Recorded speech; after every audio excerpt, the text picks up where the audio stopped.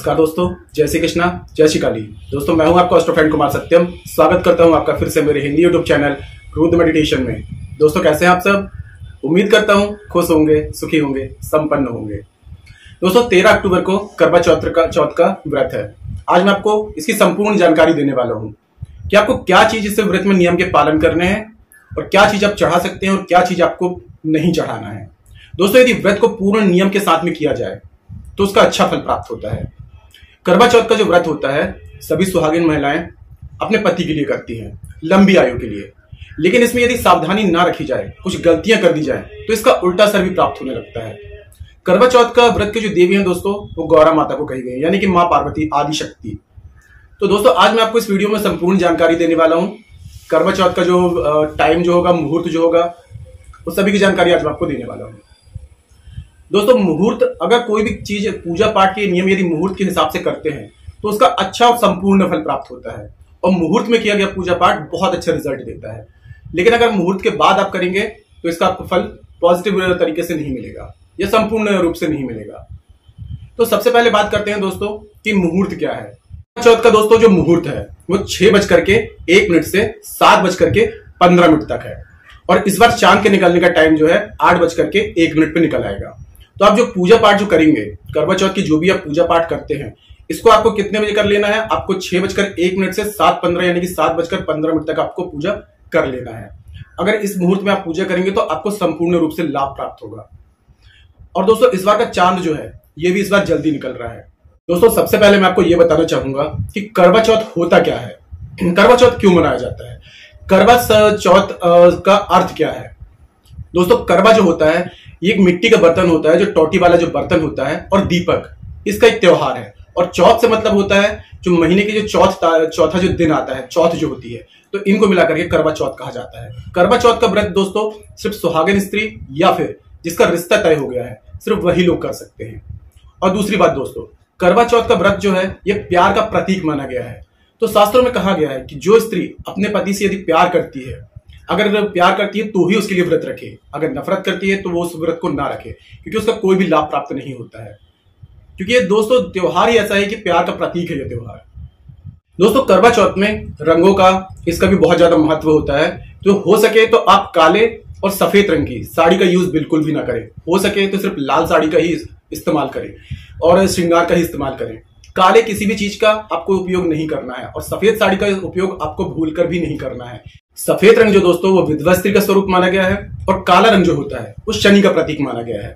तो दोस्तों इस कोई अनुष्ठान में, कोई पूजा पाठ में काले रंग का उपयोग बिल्कुल भी नहीं किया जाता है। तो भूल करके भी आप काले रंग का या सफेद रंग का करवा चौथ में कोई भी कपड़ा ना पहने और इनका उपयोग बिल्कुल भी ना करें। दोस्तों शास्त्रों में करवा चौथ व्रत रखने के बहुत सारे नियम बताए गए हैं। अगर स्त्री, अगर पत्नी किसी कारण से बीमार हो जाती है और वो व्रत नहीं कर पा रही है तो उसकी जगह उसका पति भी इस व्रत को रख सकता है। और वहीं दूसरी ओर यदि महिला नापाकी वाली स्थिति में आ जाती है तो उस समय वो व्रत कर सकती है, पूजा में भी जा सकती है, लेकिन भगवान की मूर्ति को स्पर्श नहीं कर सकती है। तो इन बातों का ध्यान दें कि अगर आप व्रत नहीं कर पा रहे हैं तो आपकी जगह आपके पति भी इस व्रत को कर सकते हैं। और यदि आप नापाकी वाली स्थिति में है तो आप पूजा कर सकते हैं, व्रत कर सकते हैं, लेकिन भगवान की प्रतिमा को आप स्पर्श नहीं करेंगे। शास्त्रों के अनुसार दोस्तों ये कहा गया है। शास्त्रों के अनुसार दोस्तों अगर आप नापाकी वाली स्थिति में है तो आप व्रत कर सकते हैं, पूजा पाठ में बैठ भी सकते हैं, कथा भी सुन सकते हैं। बस ये है कि आपको पूजा पाठ जो रहते हैं, जो नियम रहते हैं, वो आप अपने पति से करवा लें या घर के किसी सदस्य से करवा लें या किसी सुहागिन स्त्री से करवा लें। बस आप इतना इस बात का ध्यान दें कि आपको किसी भी चीज में पूजा पाठ की जो सामग्री होगी या भगवान की मूर्ति होगी उनको स्पर्श नहीं करना है। इस बात का बस आपको विशेष ध्यान देना है। बाकी पूजा पाठ में कथा वगैरह सब कुछ आप सुन सकते हैं, व्रत भी धारण कर सकते हैं। दोस्तों करवा चौथ के इस पवित्र पावन त्योहार पर काफी महिलाएं होती हैं जो नया मंगलसूत्र खरीदती हैं, परचेज करती हैं। तो आपको इसको नया मंगलसूत्र अगर आप ले रहे हैं तो इसमें भी आपको एक विशेष बात का ध्यान रखना होगा कि अगर आप नया मंगलसूत्र आप ले रहे हैं तो आपको खुद ही जाकर के लेकर आना है या फिर आप अपने पति के हाथ से ले सकते हैं, लेकिन किसी और स्त्री के हाथ से आपको मंगलसूत्र नहीं लेना है। अगर आप खरीदने भी जा रहे हैं तो किसी और से आपको खरीदने के लिए नहीं भेजना है, क्योंकि जो भी स्त्री आपको मंगलसूत्र देती है तो उसके पति के जो संकट होंगे वो आपके पति के ऊपर आ जाएंगे, आपके घर में आ जाएंगे। तो कोशिश करें कि अगर आप मंगलसूत्र ले रहे हैं तो खुद ही लेने जाएं, घर के किसी सदस्य से भी ना लेने के लिए कहें, आप खुद ही लेने जाएं या अपने पति को भेज दें।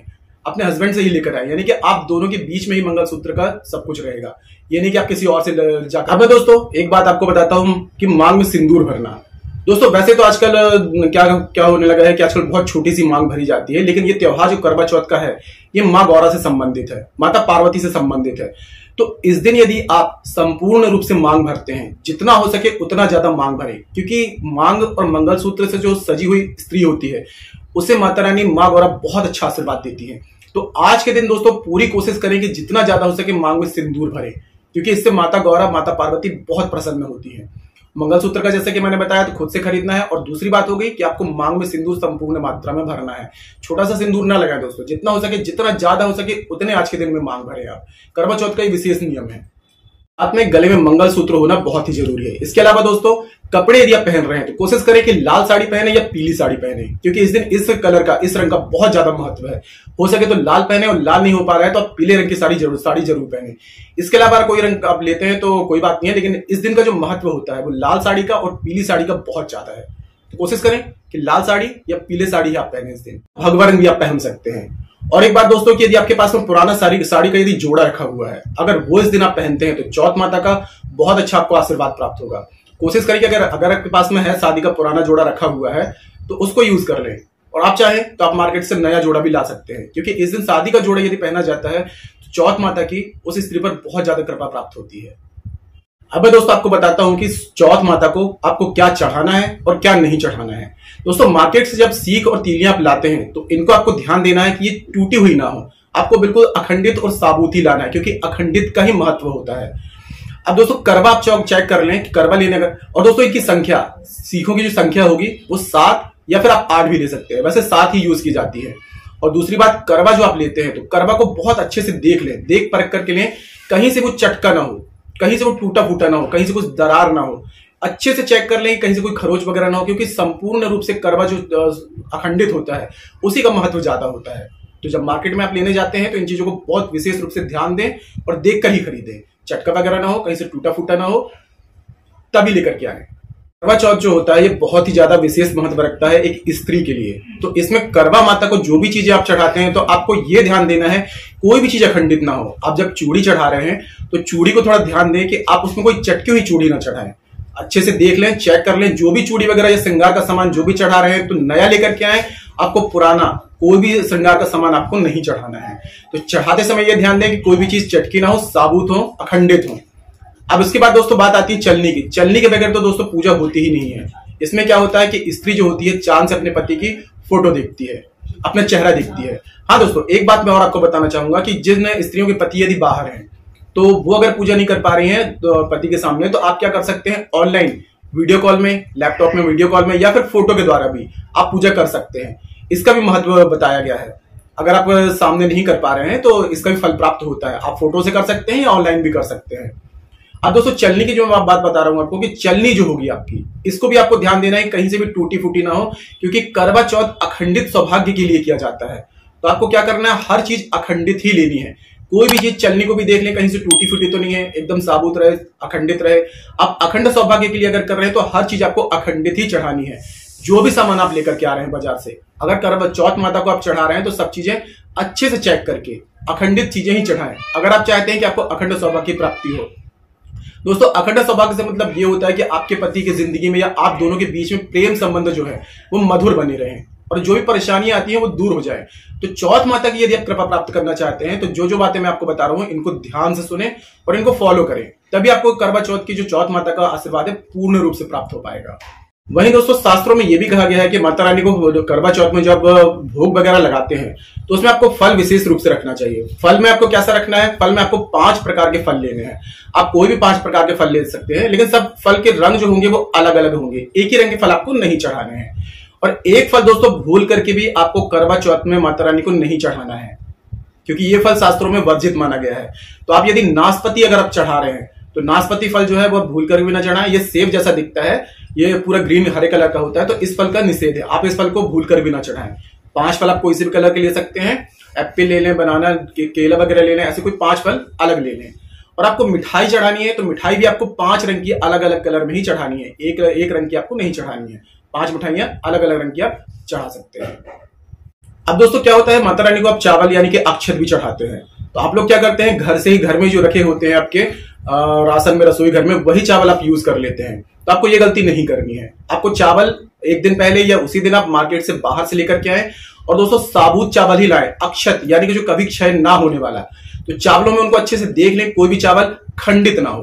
पूरे चावल जो होंगे अखंडित ही होंगे, अखंडित चावल आपको चढ़ाने हैं। अब ये दोस्तों आप श्रीफल चढ़ा रहे हैं यानी कि नारियल, तो नारियल में भी आपको एक चीज ध्यान रखनी है। नारियल आपको क्या लेना है, पानी वाला लेना है और जटा वाला लेना है। आपको बिना जटा का नारियल माता रानी को अर्पित, चौथ माता को अर्पित नहीं करना है। और दोस्तों याद रहे कि पानी वाला ही नारियल आप अर्पित करेंगे।